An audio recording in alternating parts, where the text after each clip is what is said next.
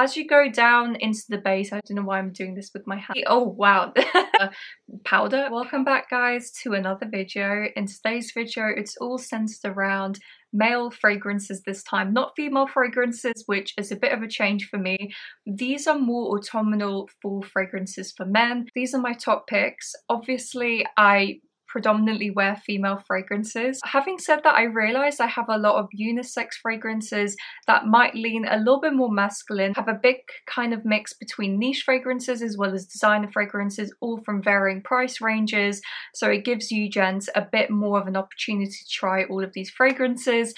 Please like and subscribe. I will be doing more male fragrance videos. In fact, next week I'm going to be reviewing Black Lacquer from Tom Ford, the new Sauvage fragrance, and then also Old Fashioned from Kilian. So I'm going to be doing more male content. Now first, starting with an oud fragrance. I don't know if you guys enjoy oud fragrances, but I feel like this one isn't so heavy on oud to the point where it becomes animalic or fecal. And I think I said this in my last video, but people assume when they hear oud they think automatically animalic or feces, and that isn't the case. It really depends what variety of oud, how it's been extracted.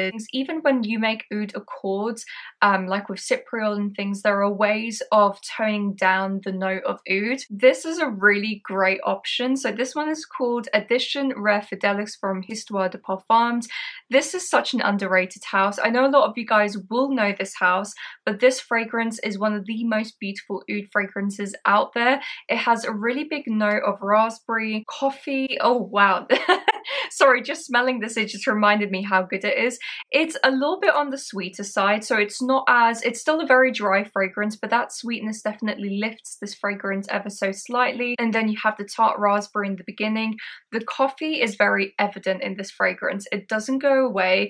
The coffee is almost leaning a little bit more mocha, has like a chocolatey nuance to it. And as I said, it's definitely more on the powderier, drier type of side. In essence, it has like this gourmand kind of feel to it. So I'm just going to spray a little bit in the air. Wow, it's really very, very beautiful. The oud in here is slightly medicinal. If anything, it just adds like this slight smokiness to the fragrance.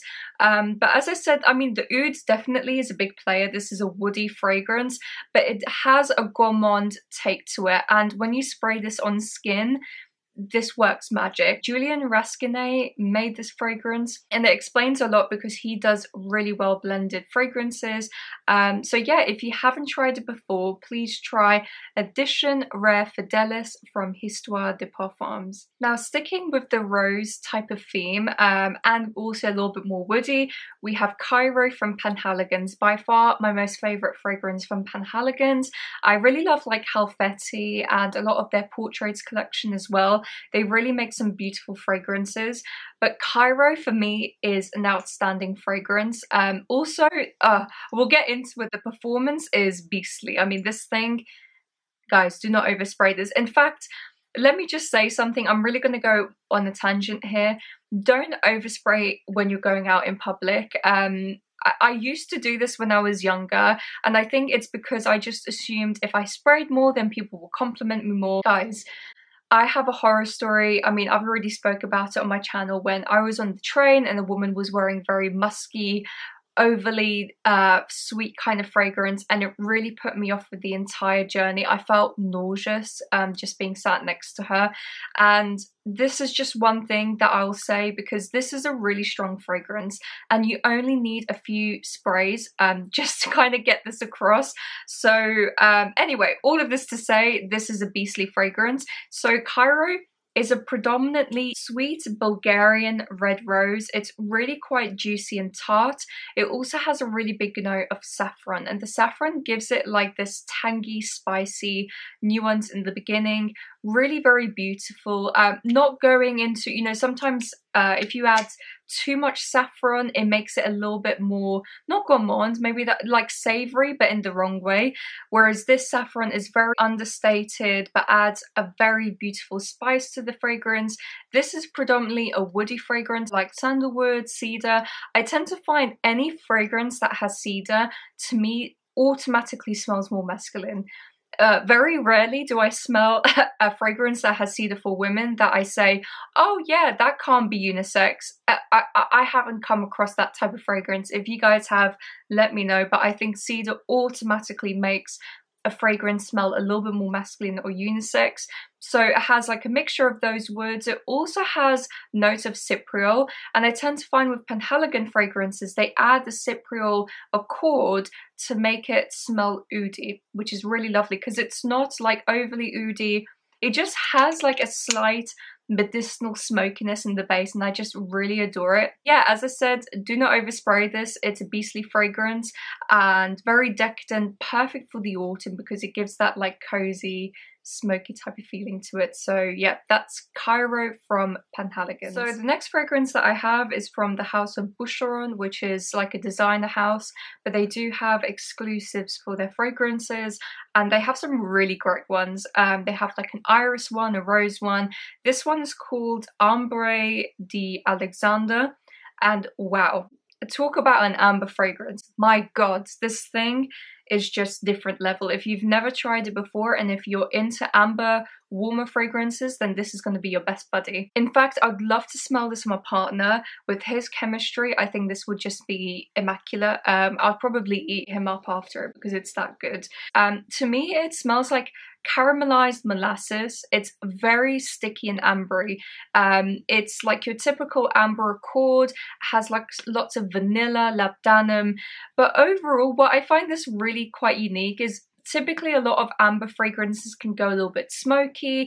Like if we think of say Grand Soir from MFK, that one tends to lean a little bit more smoky and richer. This one still keeps a lot of the sweetness, and I think that's what makes it really unique. It is linear, don't get me wrong, I mean it doesn't change a lot at all, but what's great is you have this molasses, caramelized amber, a very sweet fragrance, and then ends with this really nice booziness, caramelized molasses brandy. And it's just beautiful. If you're really into boozy fragrances but don't want to smell like you've just come out of the pub, then this is a really great option. So I'm just going to spray a little bit in the air. Wow, it is so good. This thing is just delectable. Moorish, like you could just keep sniffing it. Almost has a very similar vibe to maybe Angel Share, but not as gourmand, maybe just a little bit sweet and candied in comparison with that boozy. So yeah, if you've never tried it, please give it a go. That's Ambre d'Alexander from Boucheron. So going with that kind of amber theme, we have a fragrance that is a masterpiece. I've talked about this fragrance loads, but I had to bring it back out because for autumn, this on men is just different level. And I say this because I've smelt it on my partner, went absolutely nuts when he had it on his skin, to the point where it's not a gourmand fragrance in the slightest, but it smelled so good that it was like edible on his skin. I am aware that they have the Esprit line, which is the more condensed extrait versions of like their really big sellers. I have tried the Esprit line, and don't get me wrong, they're really insanely good fragrances. Whether I have the money to spend on those types of fragrances at that mill, even though I already have a few in my collection from the normal line, I don't think it's worth it in my opinion. So Ambre Nuit is predominantly a spiced rose kind of fragrance, but it's not your typical rose. To me, this has a very ambery, warm, sweet nuances in the base, but it smells like spiced cola. Like spiced Coca-Cola with a hint of rose in the background, has this like salty fizziness in the base, and I think that's coming from the note of ambergris. Ambergris is usually used to give this salty, ethereal, warm coziness to a fragrance. It's really gorgeous and has like this fizziness in the base. The only thing is, I don't think this actually contains real ambergris. I think it's probably like ambroxan or something mixed in here, because I tend to find with the ambroxan fragrances like your Sauvage, your Baccarat Rouge, those have a really fantastic trail, right? And they have this warmth, cozy, enveloping type of feeling to the fragrance, and this is exactly what it has. So not only is it like Coca-Cola warm, sweet, but it also has this fizziness, warmth in the base, which, as I said, I think is coming from a Broxton. So if you've never tried this fragrance, I know a lot of you will. I know a lot of you will already have this in your collection, but please bring this out for the autumn. It's fantastic. It's warm, it's spicy. Sorry, my camera just died again. If you have it in your collection, if you want to smell great for the autumn, gents, Ambre Nuit from Christian Dior. Talked about this fragrance loads.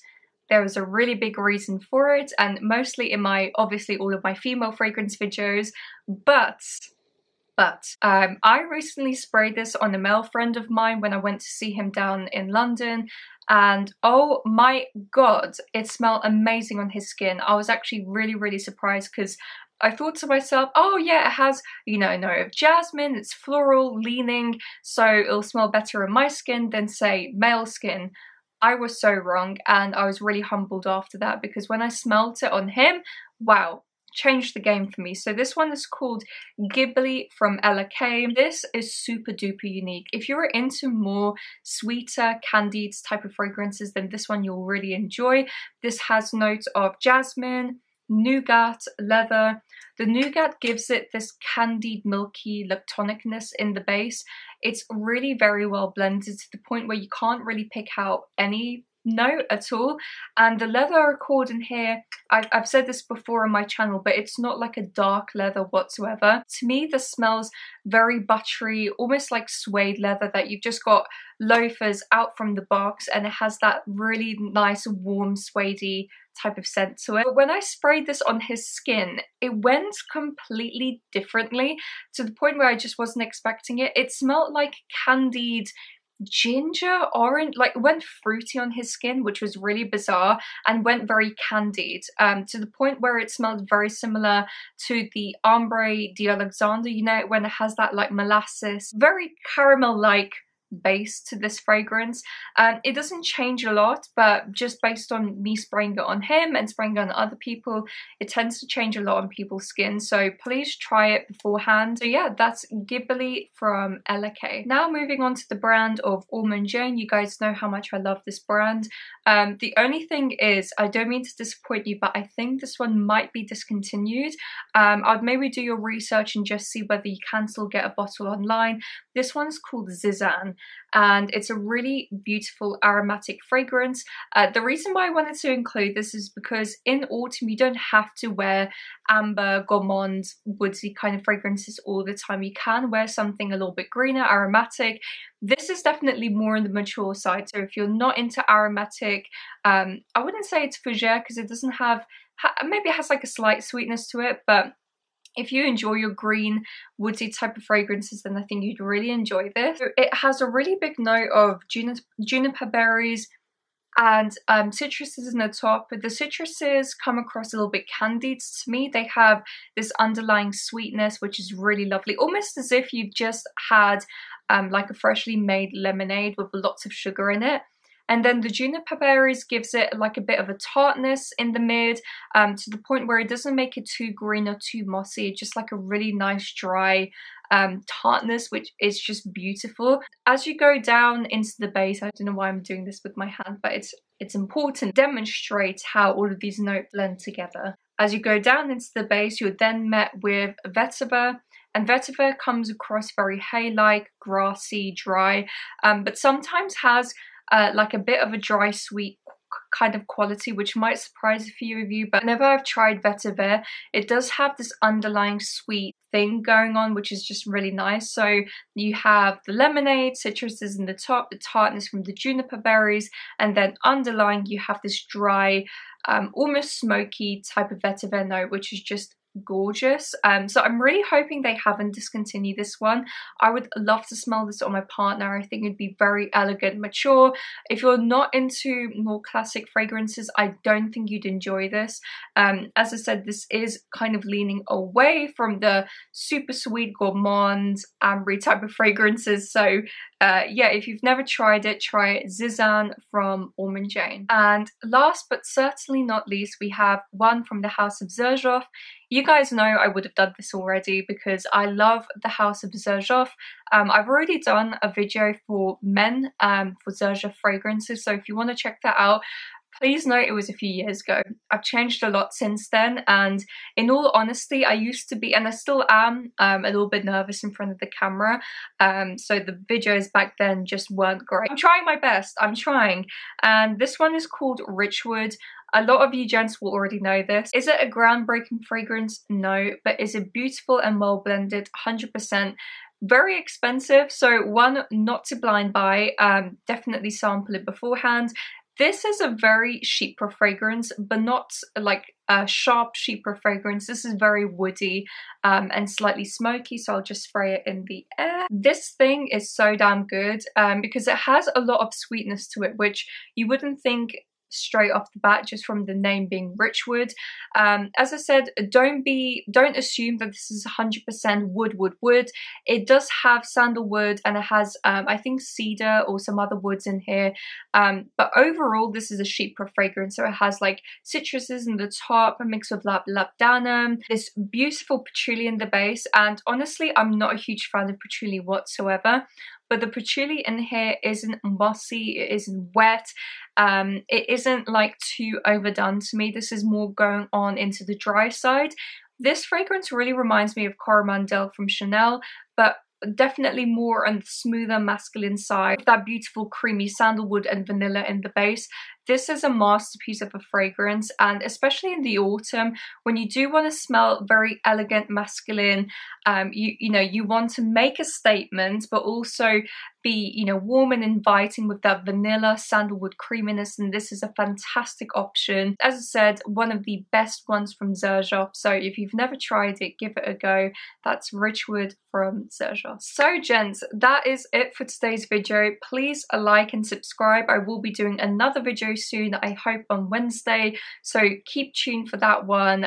Wish you guys a really nice weekend and I'll catch you later. Bye guys.